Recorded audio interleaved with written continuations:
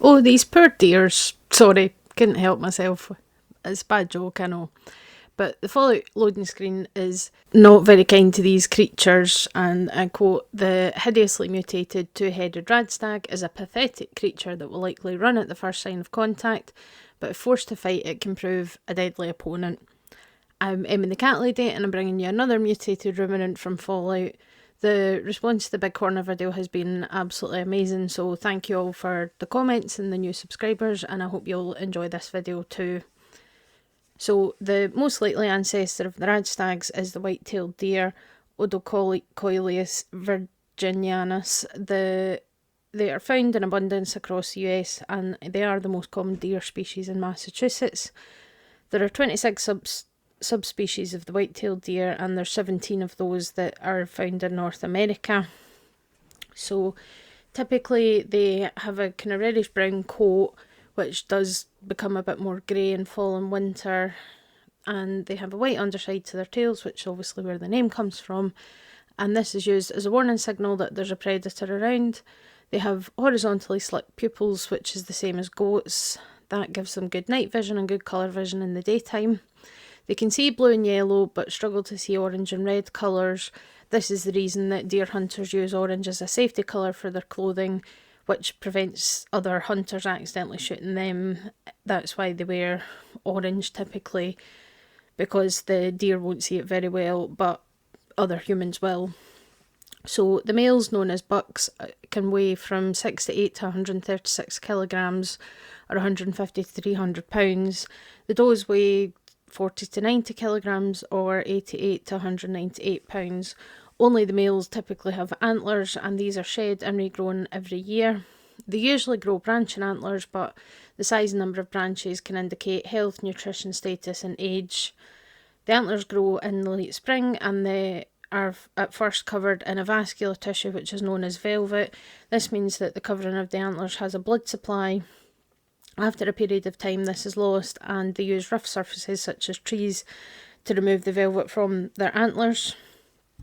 The antlers themselves are shed after the rut is finished at the end of the autumn or fall season, so the antlers are lost over the kind of winter months, and then regrow the following spring. So the rut or mating season for these deer is in autumn or fall if you're in America, and that happens sort of October, November usually. So this is where the females go into estrus, which is the technical term for going into heat, and that means that they're receptive to the males and they're ready to breed. They give birth in late spring, having between 1 and 3 fawns. The fawns are spotted, and this is lost during the first summer.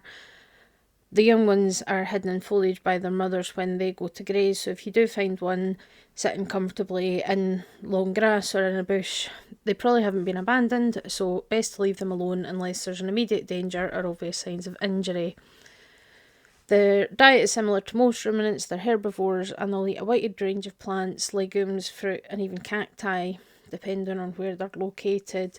Because they are ruminants, like the cattle, like the sheep that we've talked about before, they can eat a lot of plants that we can't. They can even eat some toxic mushrooms and poison ivy, which obviously we are not able to do. They do sometimes eat small birds and mice, and if they feel like they need more calcium, they have been known to chew on the bones of dead animals as well to give them that additional mineral support. They do have quite a lot of natural predators, including wolves, cougars, jaguars, alligators, and humans, of course. Wild cats, such as bobcats, bears, wolverines, and coyotes, will prey on the fawns, and a lot of carrion eaters like foxes, vultures, and corvids, which are birds like crows and ravens, and other related birds, and they rely on deer for food as well. The deer are very wary of humans, even in areas where they're not really hunted, but they are one of the most hunted big game species in North America. And venison, the meat that you get from deer, is highly nutritious with high protein and low fat levels. So population control is quite important for farmers, especially those who grow crops such as corn, which is obviously one of the biggest crops in North America. Deer can jump over fences, and they do learn to ignore methods to scare them off if there's the promise of tasty food. So there are methods employed to keep the numbers under control. Deer can be farmed, and this is something that has increased in the last kind of 20 years. They are a bit more challenging to deal with than cattle and sheep because they're less domesticated, and their flight, part of the fight or flight response, is quite dramatic. So fencing and things has to be handled very carefully in order to farm them. Another issue with a large population of deer is the spread of infectious diseases. Deer are an important host for ticks, which means they can help transmit tick-borne diseases such as Lyme disease. There's also evidence that they were infected with SARS-CoV-2, the dreaded COVID-19 virus, and they may have been a reservoir of infection for the virus. There has been one reported case of transmission of COVID from deer to a human in 2022. In terms of cultural significance, they are the state animal for Arkansas, Georgia, Illinois, Michigan, Mississippi, Nebraska, New Hampshire, Ohio, Pennsylvania, and South Carolina. And when Bambi was adapted by Disney in 1942, they changed the species into a white-tailed deer. In the novel, Bambi was a roe deer, which is a common European species found across the continent, and it is something that's known in the UK as well. But Bambi, they changed it to be a white-tailed deer when they animated it. So that's the reason. I mean, that film is probably the reason most people know that fawns are born spotted and then they lose their spots as they age, because that's something that I think most of us learned from that film. They are large ruminants, and as such, they seem to have mutated similarly to the Brahmin. They have developed two heads which are independent, although the inner eye of each head appears to be blind, and you can kind of see that if you can get close enough to them. Generally, you need to turn combat AI off in order to do so, but the inner eyes look clouded, like there's cataracts present or there's damage to the cornea. It looks cloudier than the outside eyes on each head.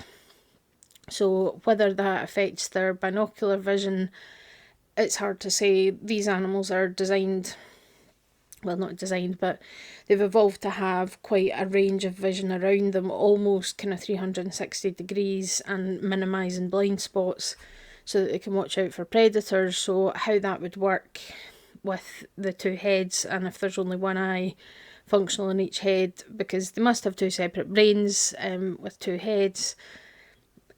It'd be interesting to know whether each brain kind of communicates and how that would affect their vision. No way to know for sure, but it's a bit of a weird one there. They also, unlike the Brahmin, have a pair of underdeveloped legs that hang from their chest. They can bend these legs when they go to lie down, but otherwise they don't do anything.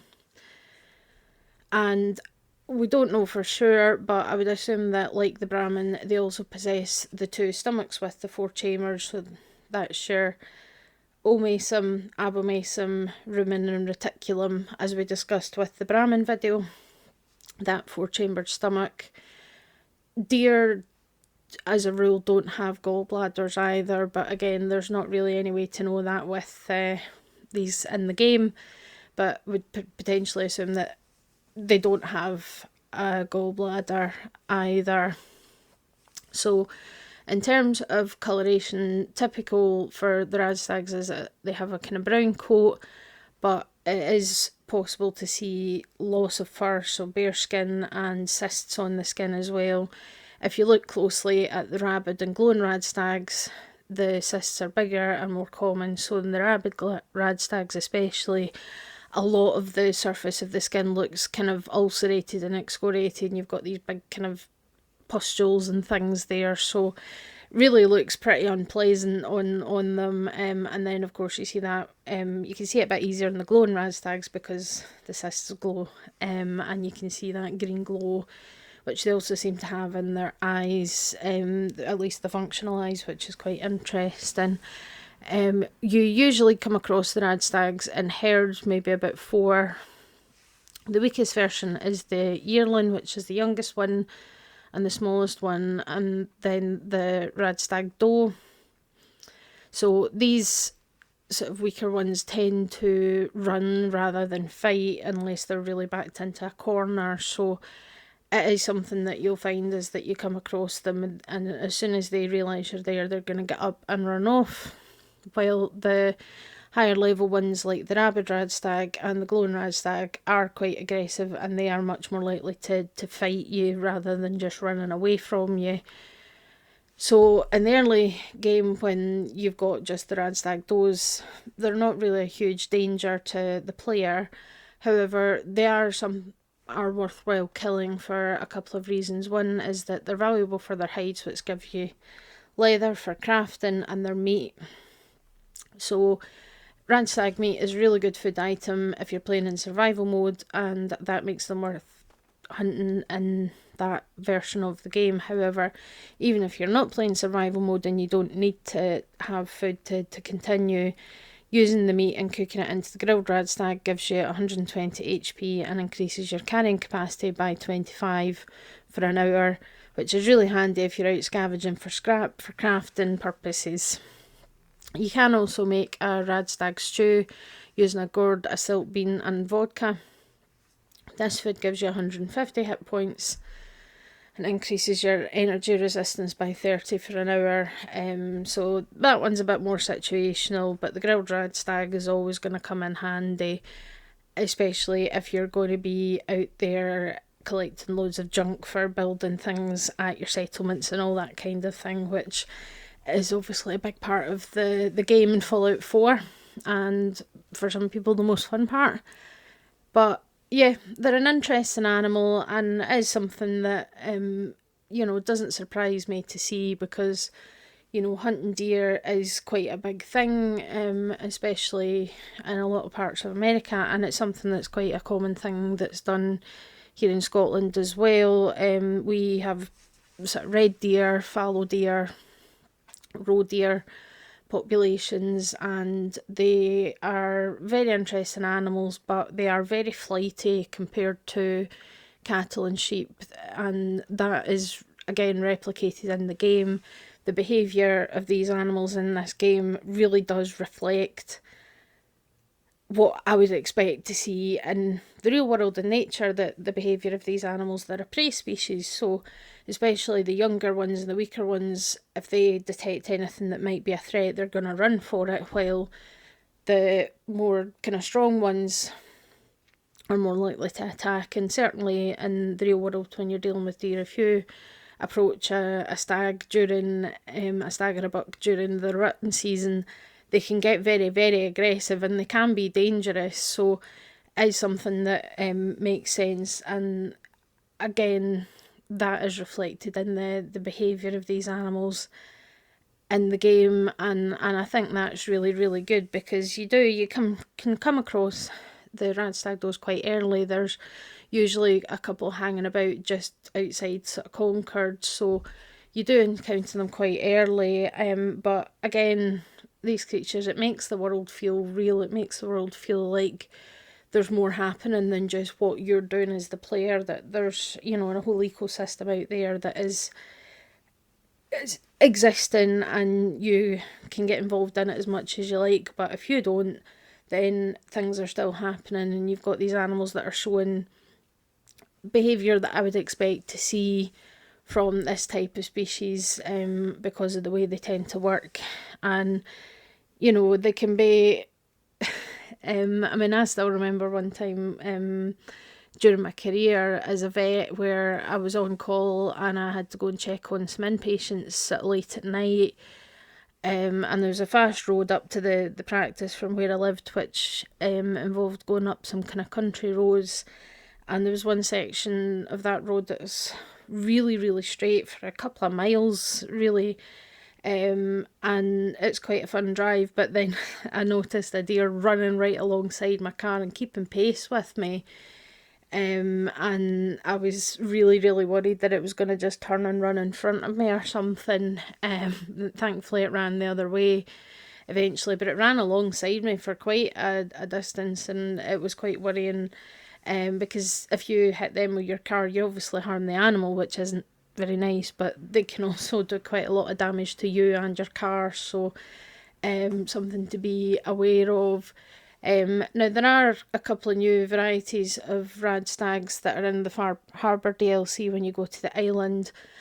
I will cover them when I do the rest of Far Harbour, because Far Harbour, I'm going to do a whole series on its own of the creatures there, because they're so different and they're so interesting. There's a really interesting ecosystem present in the island of Far Harbour, and I think it's going to be really interesting to talk about it and to talk about some of the new creatures that were introduced there, which went on to be in Fallout 76 as well. So that'll be a whole kind of series on its own, I think, because Far Harbour has a really different ecosystem to any other part of America that we've visited in the Fallout games.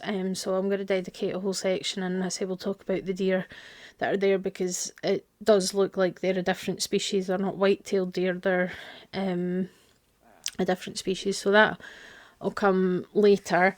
However, I hope you found this interesting about the Radstags. I do like deer, I find them quite interesting, and I have handled and worked with a few in my time, including reindeer, and their furs are just amazing, because it's really soft and obviously keeps them nice and warm, and yeah, they're interesting. So hopefully you found this interesting, and if you like this kind of stuff, as always, let me know if you have any thoughts, if you have any kind of questions, anything like that, let me know in the comments.